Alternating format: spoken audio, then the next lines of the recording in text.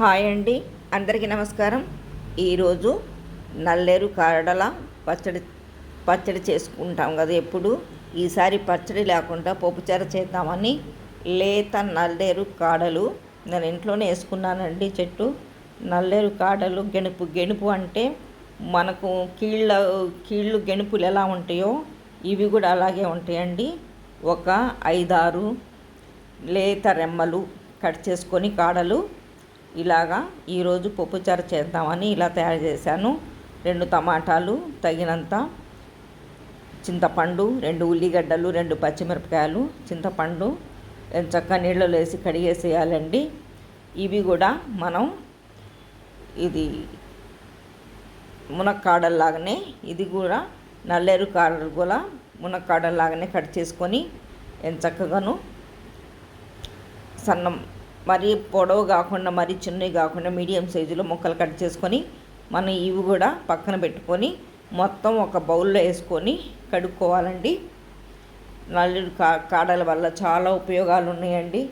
పచ్చడి ఎప్పుడు తింటూ ఉంటాం కదా, ఈసారి పప్పుచారులో అయితే పిల్లలు తింటారు, అందరూ అన్ని విధాలుగా తింటారు. నల్లేరు పప్పుచారు ఇది. ఇవన్నీ శుభ్రంగా కడిగి ముక్కలు కట్ చేసుకొని పక్కన పెట్టుకుంటానండి. ఆ తర్వాత చింతపండు పులుసు పిండుకొని పక్కన పెడతాను.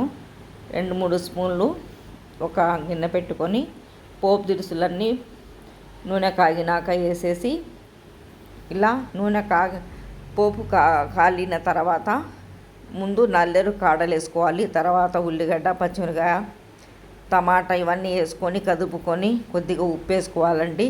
ఆ తర్వాత పసుపు, ఆ తర్వాత ఎల్లిపాయ కారం 3 స్పూన్లు వేసుకుంటాను నేను. కారం అంటుండదు.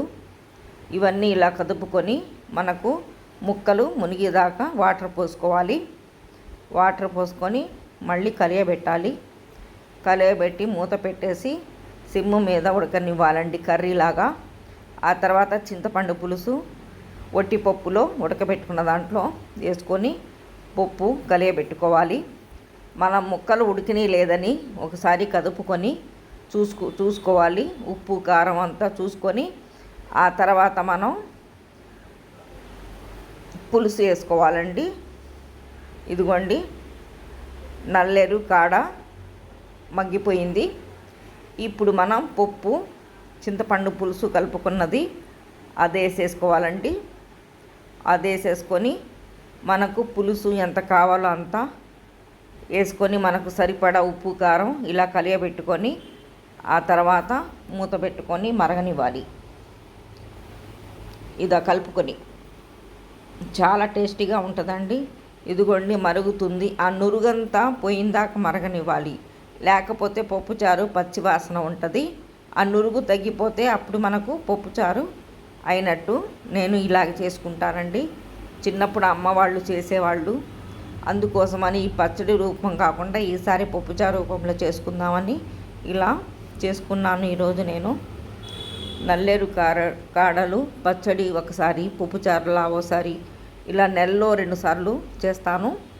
ఇదిగోండి పప్పుచారు, మునక్కాడల బదులు పప్పుచారులో ఈ నల్లేరు కాడలు వేసాను. చాలా టేస్టీగా ఉంటుందండి. మీరు కూడా ఒకసారి చేసి ప్రయత్నం చేయండి.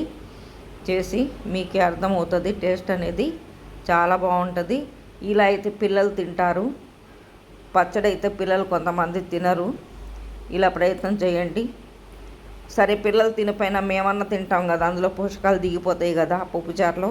అందుకోసమని ఇలా మై ఛానల్ ప్రొఫెషనల్ ప్లాంట్స్